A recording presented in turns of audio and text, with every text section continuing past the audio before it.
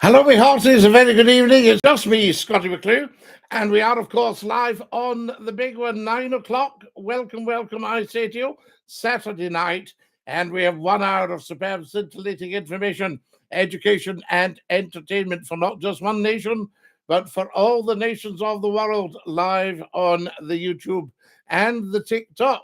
Always lovely to have you with us, and a big dinky-doo from me, Scottie McClue. Now, in the United Kingdom of Great Britain and Northern Ireland, where I'm something of an ambassador on social media, we have a beautiful, beautiful, warm Saturday evening.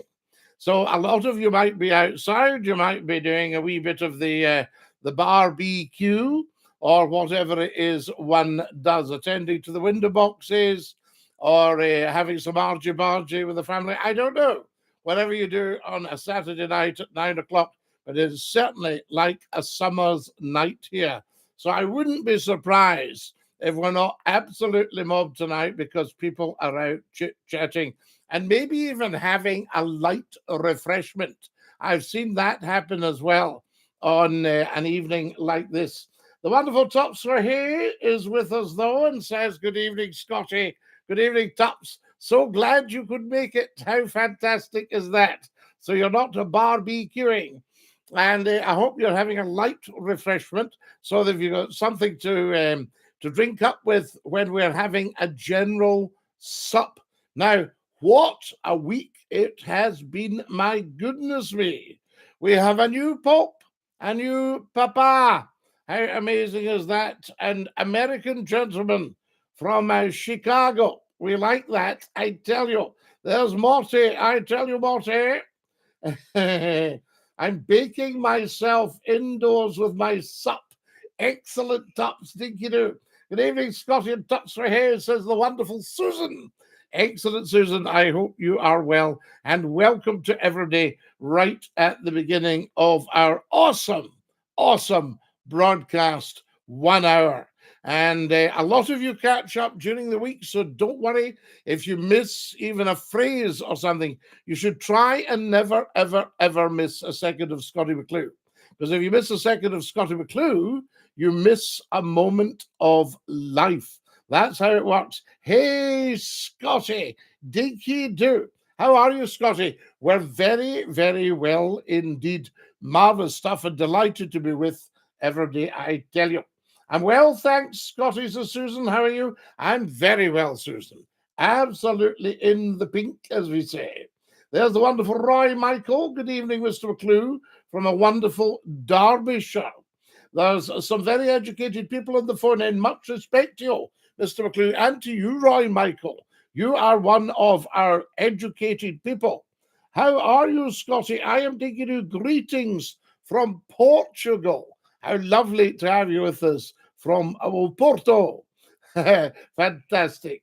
Lovely, lovely, lovely. That's what it's all about, I say. And I'm also amazed that you're able to come and join me, even for a few minutes. It's tremendous. But as I say, you should never really miss anything. Now, Roy Michael's definitely not talking about me, says Tops, right? Oh, Tops. I think he's more than talking about you. Very educated and quality chat, I say to you. That's what it's all about. Now then, what have we got here? There we go. I shall just scroll down, see all your lovely messages. Tremendous stuff. Morning, Lord Duke of the Dundee. There's Onion Bargy from down under. Is it 9 o'clock in the morning with you, Lord Duke of Dundee? Great Scott, how are you, says Andrew. Andrew Dinky-Doo. And thank you for your great kindness. This is just amazing, wonderful. Andrew Quigley. Janet has joined us and says, hello, Scottie. Guys, tell me where you're coming from. Lovely fellow, says Gerard. Thank you, Gerard. You're very, very kind. And you, I will have no doubt, are a lovely fellow too. You see? There we are. One good turn deserves another, I say. Who else have we got? Scottie, I remember you all the years ago on Scott FM. Laurie, that was an outstanding station until some dumpling decided he thought he could get by without the evening phone in. How mad was that? But anyway, there it goes. It was my gain in the long run, I would have said, because I got myself down to Yorkshire. Yorkshire, aye. That's it. And we still operate in Yorkshire. Scottie McClue is massive in Yorkshire. I live at Queen's Park in Glasgow, says Tups, the best park in the city. Do you know, Tups, I was looking at the architecture round Queen's Drive. Sorry, Queen's Park. I think it would be Queen's Drive, is it? It's called, I'm not sure. But the architecture was absolutely stunning. Seemed to have a French Renaissance flavour to it, and a lot of it seemed to be around the 1868 mark. Would I be far off the mark there, do you think? Dinky-Doo, says Scottie McClue. How do you do, says Mr. C. Dinky-Doo, Mr. C. Wonderful. Guys, tell me where you're watching from. It's great giving you greetings, but I want to know what's what. The phone-in was amazing. I was only a teenager then, but I listened. Fantastic show. Do you know, Laurie, we had a huge, huge youth following. You know, I think it was beginning to spook them down at BBC Radio 1. Mr. McClue, you seem a very educated man in a book of knowledge to share with the world. A man of the world, Mr. McClue. Much respect. What's the little poem, Roy Michael? Isn't it strange that princes and kings and those who fly on outstretched wings and ordinary folk like you and me are makers of eternity? For each is given a book of rules, an hourglass, and a bag of tools. Each to wave ere time has flown, a stumbling block or a stepping stone.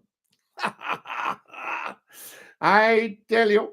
So there it goes. Did you like that one? Yes, the road is Queen's Drive, 1868. Sounds just right. Excellent, Tops. I do admire it. Hello from Carluke. We love Carluke. Where are you now, Scottie? Well, we're back in Scotland Pro 10. So there you are. David says, what do you think of? And he asked me about an MP. No, we don't really comment, David, because it opens a bit of a can of worms. Hello from Edinburgh, says Sean. Dinky-Doo, Sean, we love you in Edinburgh. We have another big Edinburgh listener called Professor Numpty Heed. So he might be coming on tonight if he's arrived on time. I tell you. Hi, Scottie, you're looking well, says the wonderful Alan. We're missing our chats. Alan, I've got some great news for you. So what I'm going to do is see if I can send you a very short video with the good news. I tell you. Thank you very much. Yes, indeed. Who have I got here? I've got Connor Dinky-Doo.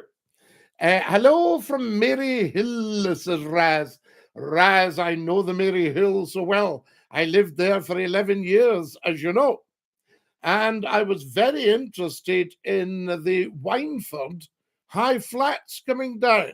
Now, am I right in thinking they opened around 1961? Because I know for a fact that the day that the flats opened, built on the site of the old Mary Hill Barracks, the day that the flats opened, I know that they shut Mary Hill Central Station. Now, what kind of organisers would do that? We've got a few thousand people have just moved into Mary Hill. Okay, well, it might help if you just shut the station. I tell you, Dinky-Doo from Arrasing, Scottie. David, Arrasing will be just stunningly beautiful tonight. Have you the Gaelic? Can I say to you, Camraha Umaha, Hakama, Falchi, Key the Millie Falchi, Don YouTube, I guess, SCOTTIE McCLUE. Yes, indeed, all the best, Scottie, from Germiston and sunny Glasgow. Owen, how lovely to hear from you and from Germiston. So that's the thing. So there you go. Anybody know if I'm right about the station and the Wineford? Dinky-Doo free drum chapel. We love the drum, I tell you. Greetings to Scottie of Scotland. Scotmass. Wonderful. Guys, you're still not telling me where you're all from. Naughty, naughty, naughty. Point the finger. That's the one, isn't it? How annoyed you get when people do that. I thought I told you. How long can you keep a chicken in a freezer? Gerard, I take it the chicken has passed away. So there you are. We'll see if we can get some input for you. If it's in a freezer and it was properly frozen from the start, then I think it might last a good wee while. But, you know, it depends. Was it cooked? Is it a roast chicken? What is it? You know, we need to discuss these things. The midges are out, says David Smith. Absolutely. Remember, says Gerard. Oh, remember, Gerard. Now, what I was going to say to you all, anybody know, I had somebody asking me about ant hills earlier. Now, I don't know a lot about ant hills, but apparently this kind of weather in the spring can bring out the ants to build an ant hill. Now, how does one deal with an ant hill? That's the thing. So there you are. So if anybody's got any input in that, then get tip-tap, tappity-tap, tappity-tappity-tap on your typewriter or your word processor. That's kind of stuff. The processor. Susan sent us a message and then retracted it. Ooh, you've now got our attention, Susan. I think you should fess up. We love Drum Chapel. Thank you, John. I tell you. Back we go again, guys. Never troll, never stroll. One of the greatest landscapes ever worked here in San Francisco was from the Highlands. Oh, sorry. One of the greatest landscaper who ever worked here in San Francisco was from the Highlands. Do you know my great uncle from Tarbert in Argyll in the west of Scotland was offered a job helping out in the San Francisco earthquake in, I think, 1906. Would that be possible? But he wouldn't go because the insurance deal, the life insurance deal wasn't right. So there we are. Now, bring out the Marys to build a Mary Hill. Well, Mary Hill was Mary Hill, and she was the daughter of a mine owner who was, I can't remember his first name, he was Mr. Hill, right? So it was Hill, the mine owner, and Mary Hill was originally a mining village. And then the Forth and Clyde Canal opened up. I can't remember when the Forth and Clyde Canal opened up. Could it be around 1800, 1801, 1802? Because the Charlotte Dundas, called after the daughter of Lord Dundas, was the first Scottish paddle steamer, and she plied on the Forth and Clyde Canal in 1802, and that's where we got Port Dundas from, in at the Cookhaddens in Glasgow. I tell you, Ruby Slippers is on and says, oh my. Do you know, Ruby, I had a lovely old friend. She was born in the 1880s, and she used to come, she was my mother's great friend. And she used to come and have tea with us. And she was terribly, terribly polite and very charming. And she used to say, oh my. I would tell her stories about things I was up to. She'd say, oh my. We love it. If it's fresh, 3 months for chicken in the freezer, says Susan. If it's fresh.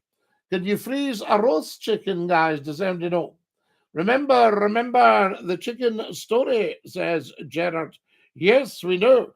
Well, we know several chicken stories. You know, I mean, why did the turkey cross the road? Because it was the chicken's day off.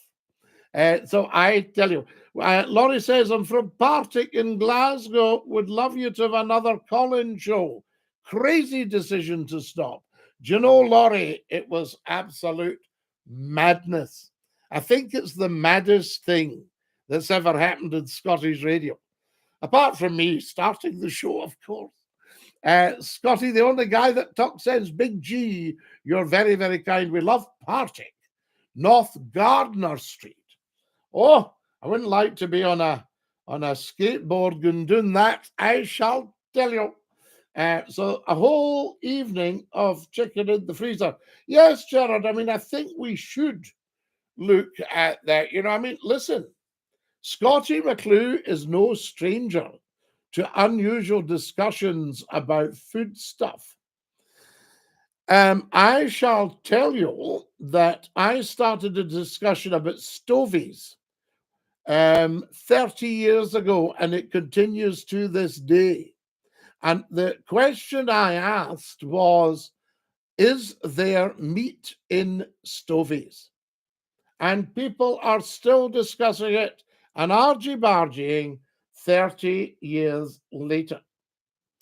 Roy Michael says, Mr. McClue, I'm so amazingly astonished by your knowledge of Scottish history.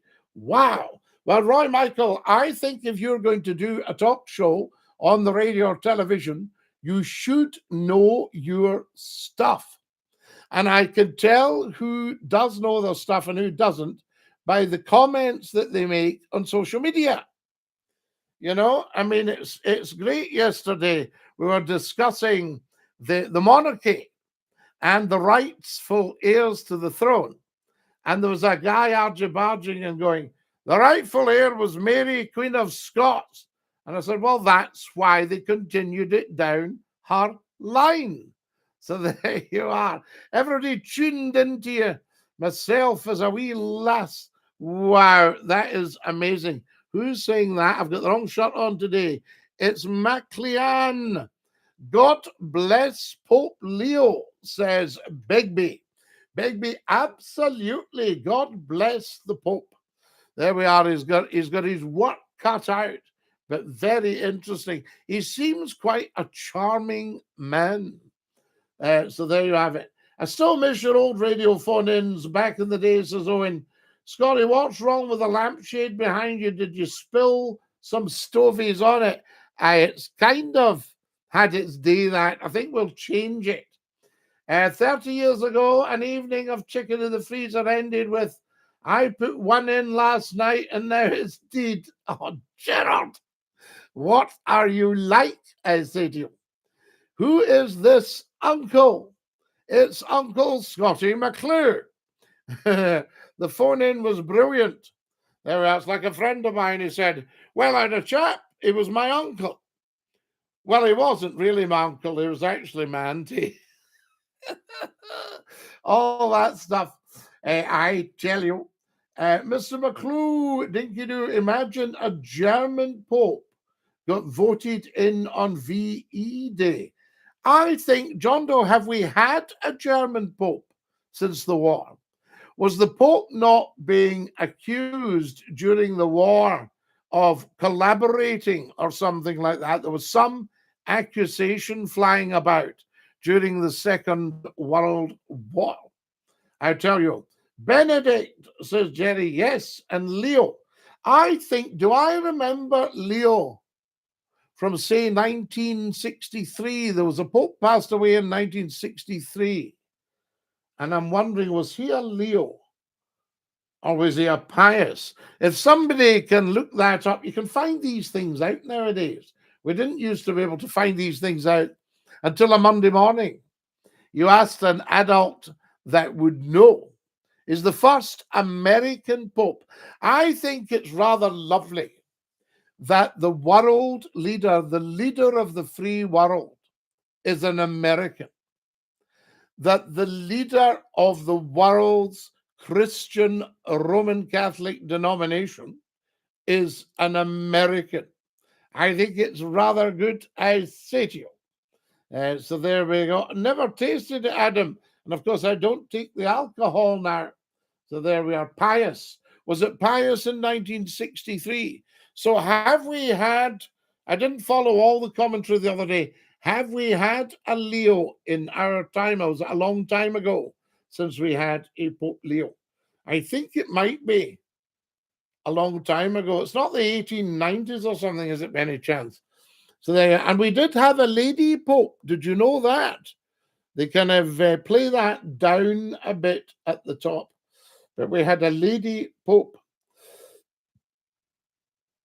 It was a bit of an accident, actually. I think she'd pulled the wool. Well, she'd pulled a bit more than the wool, I have to say.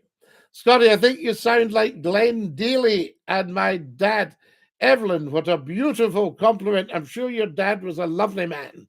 I know you're an absolute charmer. And Glenn Daly, Mr. Glasgow, was some guy. Scottie, Dinky-Doo, lovely to see you. Pope John, 63. Scottie, have you heard of Lowell Green in Canada? Janet, something rings a very distant bell.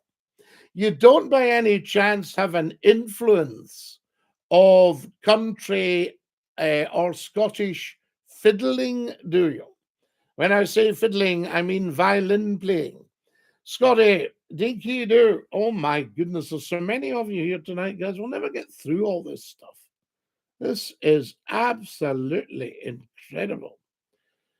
We've had a Pope John Paul XI. No, John Paul II. So your best, if you're typing John Paul II, I would type 2 lowercase l's for the 2. I do that when I'm telling somebody to go, they're all family of no Scottish or German. And I say, no. George VI, King Charles's grandfather, was a direct descendant of Malcolm II. Malcolm, lower L. Scottie, I've been listening to a lot of your old phone-ins from years ago, says Fighting Fish. I can't believe the old fella that suggests he's done his neighbour's cat in. Did you manage to report him in the end? Oh, yes. He went out in the end. In actual fact, his defence was he hadn't said he'd done anybody's cat in. He just said he had put some stuff down. And that, of course, could mean anything. It could have been broken biscuits. Scottie, Celtic winning the league. You must be sick. Why would I be sick, Jamesy? Hail, hail, my boy. Would I not be celebrating? Scottish independence is coming, Scottie McClue. Well, we hope so, Adam. I tell you. Scottie Lowgreen was a radio talk host. All right. However, unlike you, he was rude and cut people off all the time. Janet, I can't see Scottie McClue ever either being rude or cutting people off. So there you are. So I tell you, you and Nick Abbott were my go-to radio shows 30 plus years ago, says Zach. Amazing. Good broadcaster, Nick. Great character. He rang me up one time, and I think he was looking for listeners on a new radio station, and he thought, I'll ring Scottie McClue, and that'll up my listening figures. I tell you. So there is a call with Nick and I chit-chatting. David Smith, the wonderful David Smith, says Pope Leo the 13th, 1878 to 1903, according to Google. Now, David, what did I say? 1898. So is 1878 to 1903 not around 1898? We absolutely love it. I tell you. Yes, the Scottish independence, I think it will come. We've been robbed for long enough. I had a guy tonight saying, oh, yes, it'll be a bit of a bumpy ride, independence. It won't be a bumpy ride. We gave 88 billion from Scotland to Westminster last year. So if we hung on to that, that would give us a bit of a lift, I tell you. Nailed it, Scottie, says David. Absolutely, David. I know BAMs phoning in must be a pain for you, Scottie, but it's often very amusing hearing you deal with them. But Tups, I wouldn't cut them off, would I? Or be rude to them? Stop! There we go. As long as there's oil, no independence.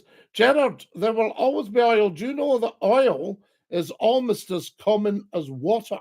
They just try and ration it to try and keep the money in it. So there you go. And I think if Scotland tapped their own oil, You know, and you say no independence, but I think if it came out, it's already out in the McClue report about just how much money Scotland was done out of. Maybe we should have reparation of damages and get that money paid back into Scotland. Yes, the oil money, where it was made. And also, I think if you've got a business in Scotland, you should account in Scotland. When I say account, that's your base for tax and everything else. Oil is a mineral. It's not dead trees. You're right, Gerard. I cannot argue with that. And a guy today going on about, apparently the nationalists are big on carbon capture. And I think nobody's told them that carbon capture goes on all the time, and it's called trees. Trees. Trees. So there you are. That's what it's all about. No, oil is not just dead fossils and dead trees and all that. Coal is. I think we should keep the union, but Westminster should give more power to Scottish politics. Now, why would you keep the union? Because I've looked into it, I promise you, and there is no reason to keep the union from Scotland's point of view. I like your hat. I thank you very much. I tell you, there we go. That's what it's all about, I say to you. Trees love that. Oh, they love carbon capture. They live off it. You know, not far from where I was, there was a leaking outflow pipe, shall we say, for politeness, from somebody's levee. And the trees were loving it. And the water board came out to have a look at it for me. And I said, the trees are loving it. He said, oh, aye, the trees will be loving it. There we are. They were growing up. Now, what have we got? Up the Army Air Corps. Absolutely, Frankie. We salute the Army Air Corps. Did you see McClue at the salute? It's on the videos there. Get right in to the YouTube and the TikTok for Scottie McClue. So there you go. Very decent. Absolutely, Nigel. I thank you. That's what it's all about, guys. Beautiful tartan. Do you like that? The tartan, I think that's Black Watch, guys. Am I right or am I correct? You tell me, is that the Black Watch? And can you see the badge round the right way from where you are? That's what I need to know. Who else have we got? There we are. Although it's got a touch of the Campbell tartan, but I think it's the Black Watch. Suits you, sir. I thank you, Nigel. Scotland has hundreds of military bases but won't be able to staff them or pay for them. Why not, Jackson? If we've got another 88 billion, I think that might finance a few bases. Do you not think so? So come on, sober up, everybody. I tell you, somebody's had the heat stroke tonight, I think. So there you go. No, Scotland could do the lot, Jackson. There's no doubt about it. I mean, most of the armed services are Scottish, you know, and a lot of the very important military bases are Scottish. So there you have it. I tell you, there isn't really an escape from all that. Have you been watching all the movies on the Scottie McClue YouTube channel? If you go up to the TikTok bio, there's a link there. More news about McClue this week. The website used to be scottie-mcclue.com. Now it's just scottiemcclue.com. So get yourselves on there, I tell you. Black Watch, I have a pair of slacks exactly the same. Thank you, Janet. I thought it was. There we are. I'm not often wrong, but I was right that time. Now, there we go.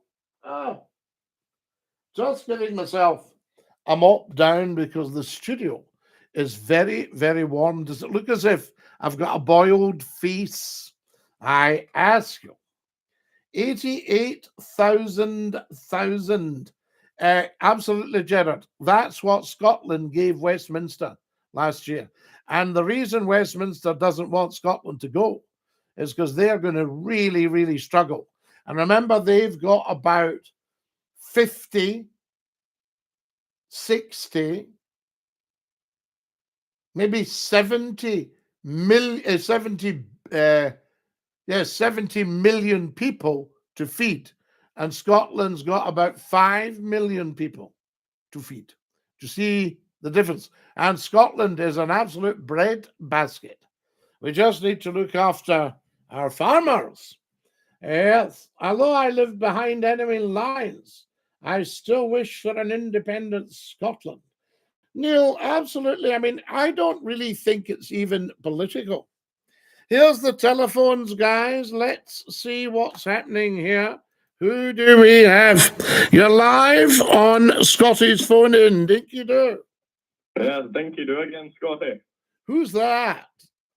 It's me, Lewis, from the previous live stream. Oh, Lewis, how lovely to hear you. What's happening tonight, La? I was just wondering if I could ask you another question, Scottie. Of course you can, Lewis. It's a rather hypothetical one, I must say. Hypothetical's good, yes. Would you be in favour of a second referendum in Scotland? Yes. As many as you like. We should maybe have one every 2 years now, up until independence. So I assume you were a yes voter many years ago. Well, I actually used to be a big unionist until I saw the financial figures. Yes. You see, because I've worked in England, I love the English people. I know we're generalizing, but I love them. I don't have any hate in me at all.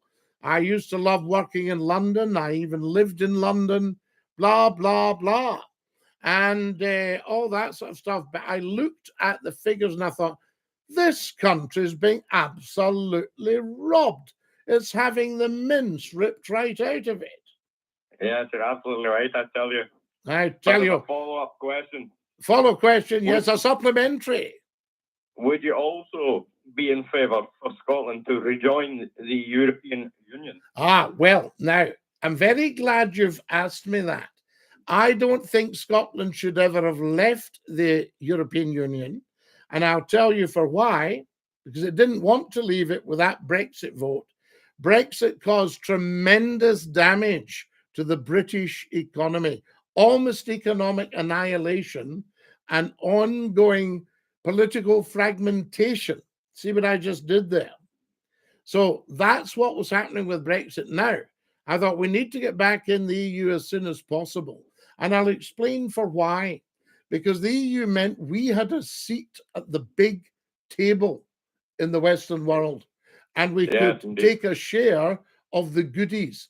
And Scotland, prior to joining the EU, was a much, much, much poorer place to what it is now, after having been in the EU.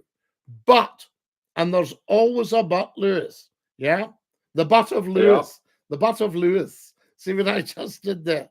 Yes, I believe that's a geographical location. Oh, you clever, clever man. Absolutely. I'm talking to a genius. So that was what we're looking at. But the going back into it, the EU has been scrabbling around since we left. And a lot of its economic side has been overtaken by a political idealistic side. And some of the political idealistic side is not healthy for places like Scotland. There's a lot of greed going on. There's a lot of corruption. There's a lot of slightly dodgy stuff going on. We won't go into any detail, of course, but I'm not sure it's the healthy place that we left. Well, would you agree with me in saying that up until shortly after the Second World War concluded, Scotland and England and the United Kingdom had plentiful exports? Yes, they did. They had plentiful exports, but they were really financially snookered. The Second World War was very, very costly in terms of humanity and in terms of hard brass. And that's why Churchill had to go with a begging bowl to America. Well, it seems to me as if since then the economy of this the United Kingdom has continually nosedived. Well, it has, and I don't understand why we don't sack the people that are causing that, because that's what you do in a business. Somebody say, you know, Jimmy the accountant's gone. What was he doing? He's just doing a rubbish job. The company was getting poorer, you know. Well, it does put forward the question, what do you do to repair the economy? Well, to repair the economy, I think we say to Westminster, sorry, but whether we go fully independent or whether we have full fiscal autonomy, we're going to hang on to our 88 billion or 100 billion or whatever we bring in, and we're going to revive Scotland. So places like Ayr, Greenock, Paisley, Edinburgh, Glasgow, Aberdeen, the West Highlands really start to boom. Then, if you want a few quid off us, we'll look at it. Well, I seriously doubt that the economy will ever be back to the levels of previous times when we had such exports. Yeah, but Scotland's a beautiful playground as well, and we need more manufacturing. You see, without Westminster, Lewis, without Westminster keeping the lid on us because they don't want us to get any bigger than we are, and we are straining at the leash. We really should be going big style. And what's panicking Westminster is they try to prevent Scotland. Now, Scotland needs to be off the leash and doing its own trade deals. Absolutely. So, you know, the big people in Scotland should be sitting in the Oval Office in Washington talking to President Trump to the POTUS and saying, now, what can we do for you, Donald? Well, are you a fan of Donald Trump yourself, Scott? Huge fan. And the reason he's always under attack is because he's overcome all the difficulties to get where he is. So huge fan. And he's announcing brilliant stuff even today. And he's looking after his veterans. Whereas we've got veterans sleeping homeless in the street. What is your stance on the tariffs, however? Well, the tariffs, I can see exactly what he's doing. He's looking after his own country. We could do with the same here. We should still have steel in Britain. I won't use the term British steel because that has commercial viabilities, but we should be looking after steel, looking after everything that's emerging in the world. We're falling down with oil, coal, and gas. We shouldn't be importing a single thing. Well, but many people claim that the tariffs have actually damaged the global economy. Well, that's because they're not falling into line with what Donald's saying. This would improve your country too. So the people that are fighting him and barking at him like junkyard dogs, the people that are doing that are the ones that are seriously missing out. So he's going to tariff them heavily. Now, you look at the UK and Washington recently, and I have to say, our man has gone and obviously, you know, said all the right things, and our tariff has been seriously reduced. I suppose when you look at it's not as harsh on countries such as the United Kingdom as, for example, China, which is one of the most heavily hit, I would say. Yes, well, they'll have to get back out of it. And also, there's probably a lot of things we're not needing from China that over the years we've just been kind of taking because they were cheap. Well, I don't know if you heard about this. This is recent news, I tell you. Keir Starmer has announced that Indians will no longer have to pay national insurance in the UK. Well, obviously a deal has been done. You see, I worked for a top businessman, and I can remember asking him, was it possible to get our hands on a substantial amount for media work? And he said, well, that's a conversation, Scotty. Now, I've always loved that all things are possible with the right conversation, with the right person. And I've been so fortunate in life. I've been so lucky. And the reason my career has been so successful up to date is because people have steered me in direction of the right person.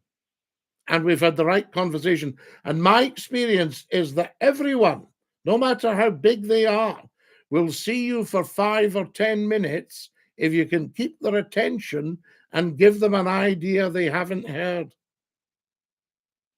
But you have to admit that it doesn't seem right that they should be able to still have access to the National Health Service without paying, while other people are essentially paying for themselves to use it and for these people Well, now also. you're saying without paying, but we don't quite know the other side of what these people are bringing in to our country.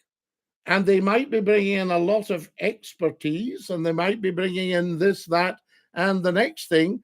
And the powers that be have thought, if we can offer them a bit of health care and a bit of this and that, they are worth their weight in gold. Do you see? Yes, I suppose you could be correct about that one, Scotty. Well, Lewis, there's a lot of jobs that maybe you and I might not be falling over ourselves to apply for, that maybe somebody coming in would be delighted with. Yeah, that might be true. In fact, your intelligence never ceases to amaze me, Scott. No, yours is never ceasing to amaze me. We've only had a couple of big conversations, and I am well impressed by you, La.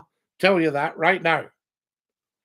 Oh, thank you very much, Scott. And lovely talking to you. And hashtag stay fabulous. Right, I'll let you go now. Dinky-Doo. Dinky-Doo. Right, that's Lewis. Good call, Lewis La. There we are. Never a dull moment on here, I tell you. Right, who have we got? Gerard says Scotland's certainly a basket case. I said it was a bread basket, which it is. I mean, you know, you look at areas Aberdeenshire, Murrayshire, Ayrshire, Lanarkshire. These places are so fertile, you know. The orchards of Lanark so fair. Meanders through meadows with sheep grazing there.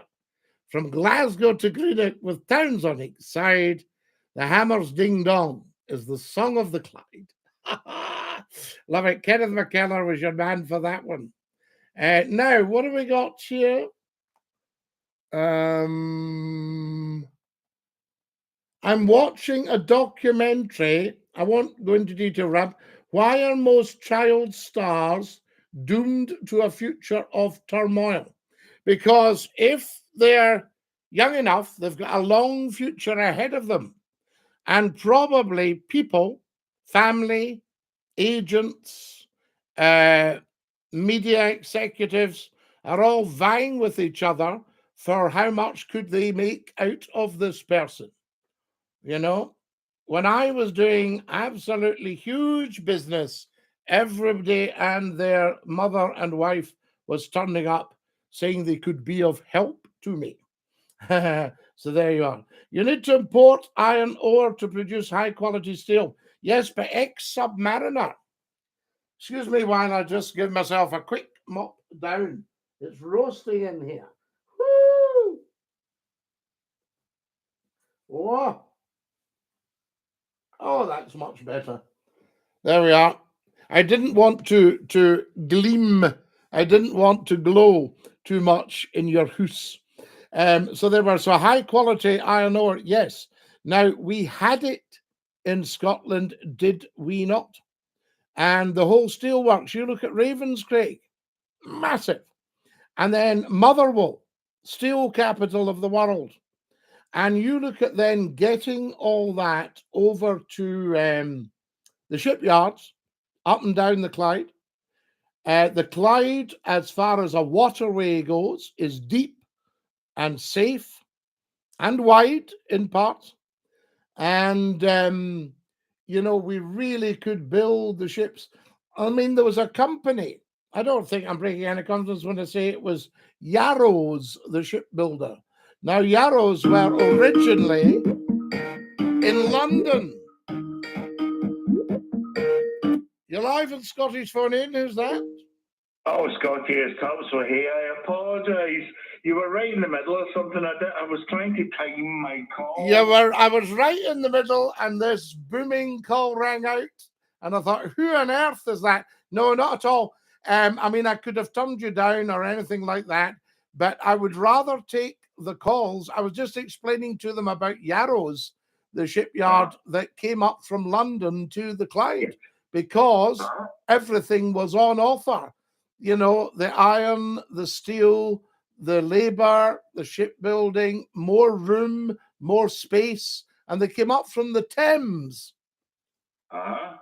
And their house, have you ever been, Tups, have you ever been to Mugdock Park for a walk?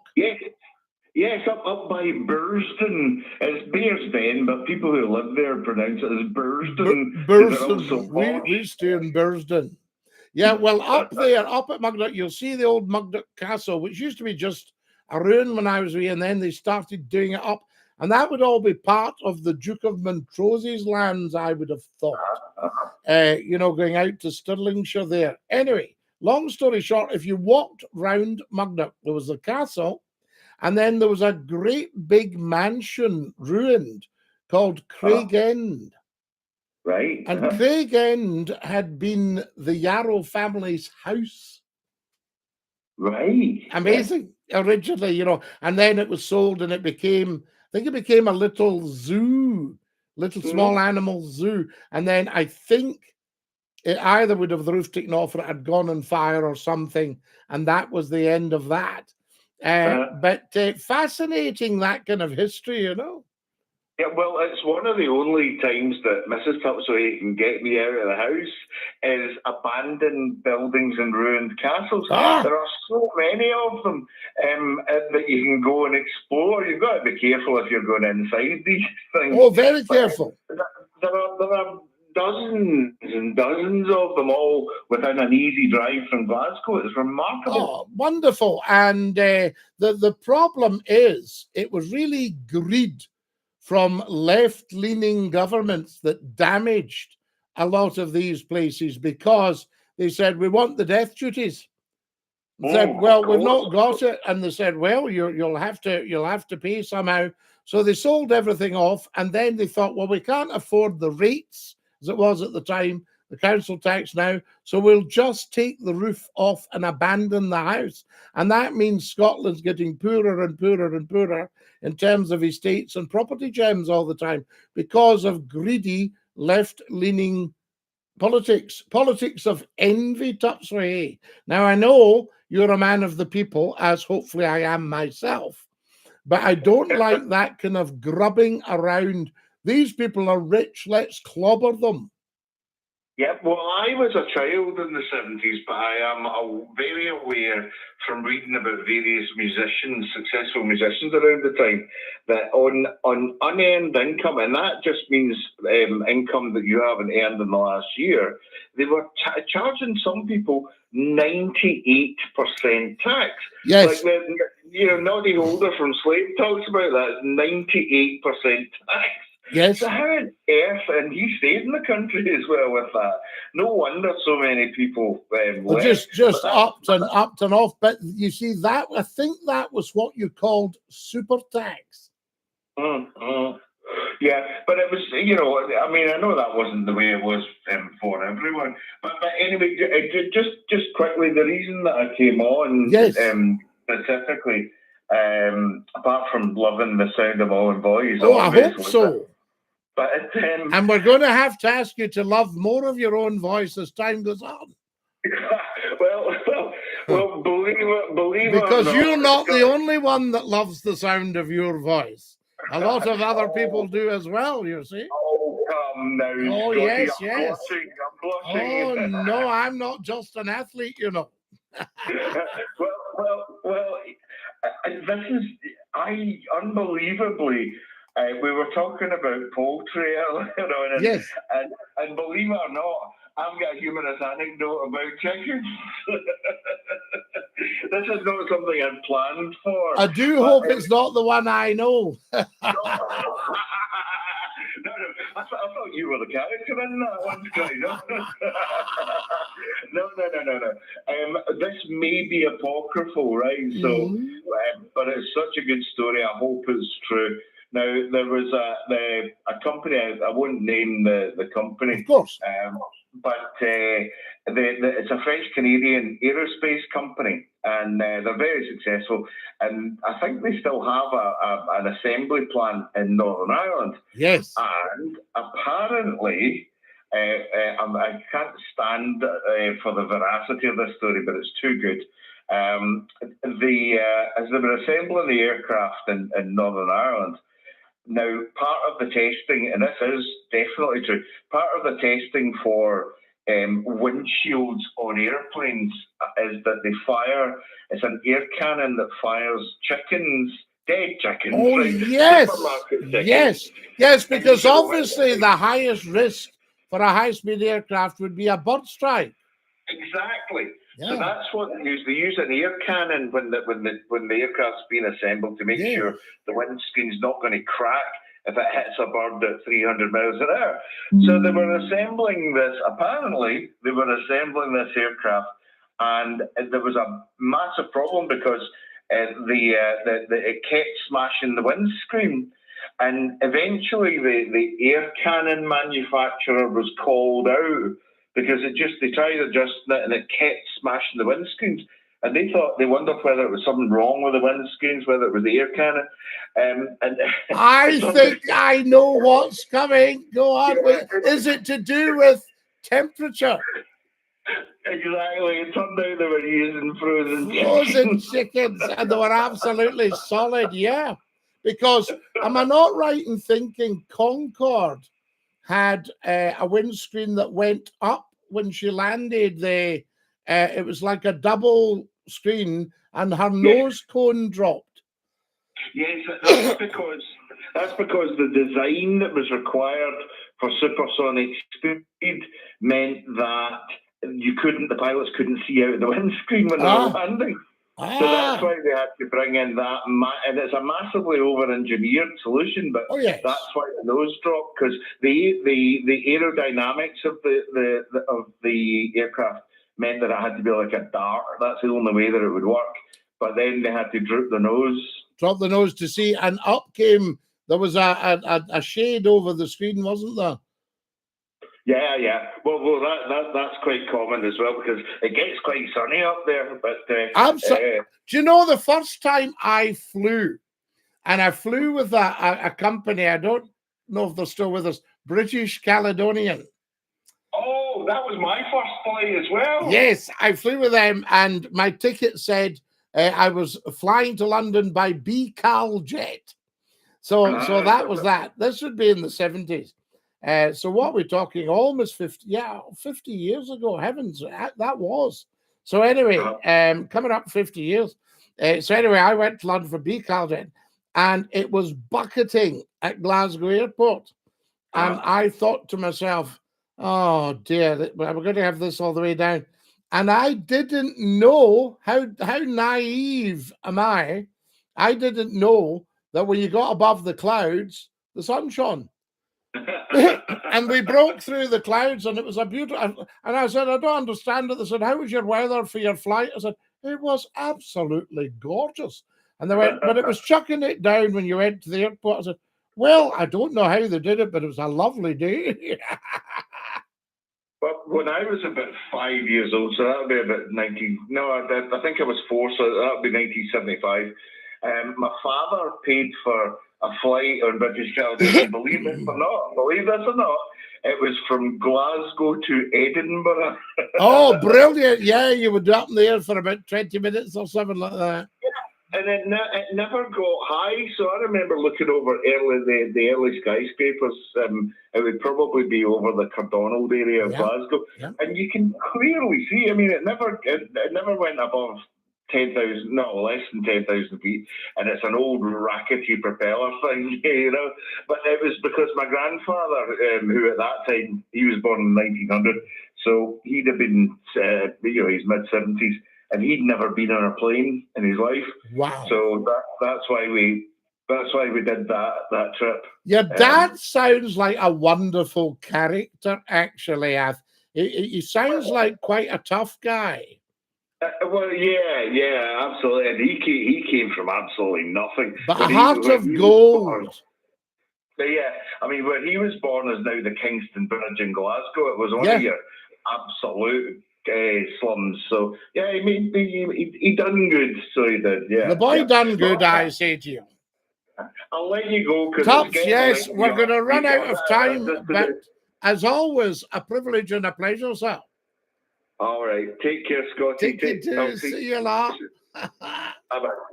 There we are. That's our Tops. My goodness me. Busy night tonight, guys. What have we got here? Hang on it. I'm just sorting something out here. Right.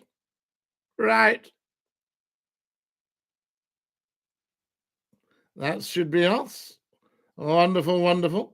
And a little bit more. Just bear with me.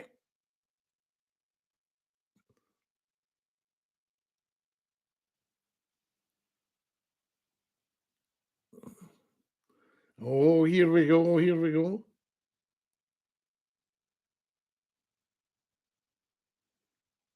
Wonderful. Right. That's that. That's us sorted out. I tell you. Fantastic stuff. Now, what an amazing show tonight, guys. Wonderful. We're dealing, if it seems a little bit strange sometimes, we're dealing with all sorts here, I say to you. Now, what have we got? Totally agree with your Tops right here, says Susan. I think it's because the kids are pushed by parents who are often motivated by money rather than the welfare of their children. I see what you mean, Tops. Grow your own is the only way forward, says the wonderful Andrew Downey. Andrew, you are such a great man. Now, what have I got here? There's that one, and there's that one. There we go. That should sort that out.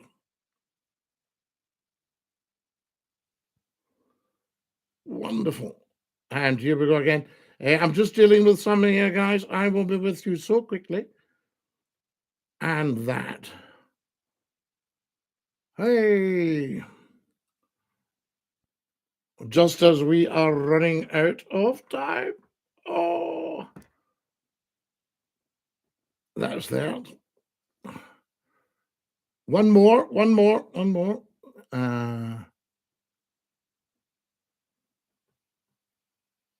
There we go. Sometimes things act up a little bit. I think it's a security thing. You need to import, we did that one, the high quality steel. Been a great show tonight, says Susan. Absolutely, Susan. I thank you. Thank you, Scottie, says Janet. Thank you, my darlings. So lovely to be with you all. I will, I'm going to see if I can get this back, and then I'll sing you the goodbye song.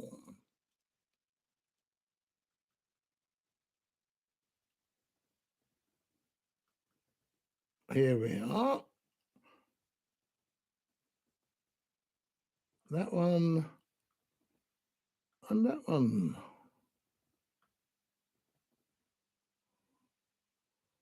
There we are. That's us back in business. Oh my God, it's DINKY-DOO, says happily. Happily DINKY-DOO to you, I say. Right, we're going to have to dash. Goodbye song. I shall say cheerio, and we can have a catch up very, very soon indeed. So there we are. Cheerio to that one. Now then, are we ready? The goodbye song after 2. Goodbye, everybody. Goodbye. Take care, everybody, as you go. Goodbye, everybody. Auf Wiedersehen. Au revoir. And a cheerio. Cheerio, my darlings. Thank you for joining us. Stay fabulous. Oh, ta-ra. Stick out your tongue.